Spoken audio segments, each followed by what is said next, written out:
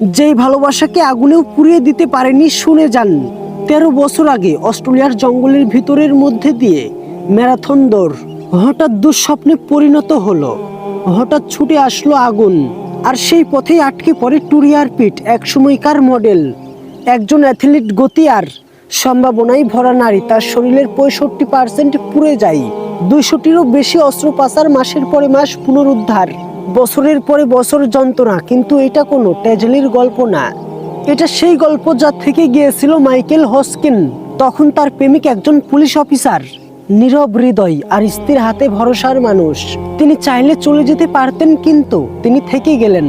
তিনি তার নিজের চাকরি ছেড়ে দিলেন আর হলেন পূর্ণকালীন তার সেবক।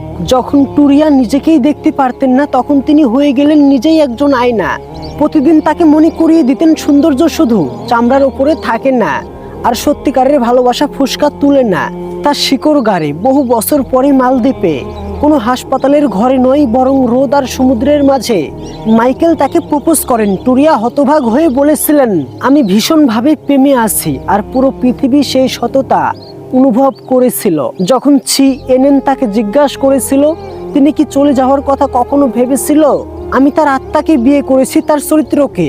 আমি তার শরীরকে ভালোবাসিনি, আমি তার শরীরকে বিয়ে করিনি। কারণ সত্যিকারের ভালোবাসা এমন কিছু নয় যা চোখে দেখা যায়, এটা এমন কিছু যা চেনা যায় নীরবতায়। ঝড়ের ভিতর সবকিছু পড়েও আর কখনো কখনো সবচেয়ে শক্তিশালী ভালোবাসা হলো যে ভালোবাসা থেকে যায় যখন বাকি সবকিছু হারিয়ে যায়। আমাদের সমাজে তো এমনটা দেখাই যায় না।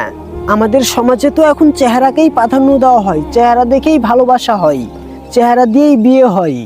কোনো কালো মেয়েকে কিংবা কোনো কুৎসিত মেয়েকে কেউ বিয়ে করতে চায় না।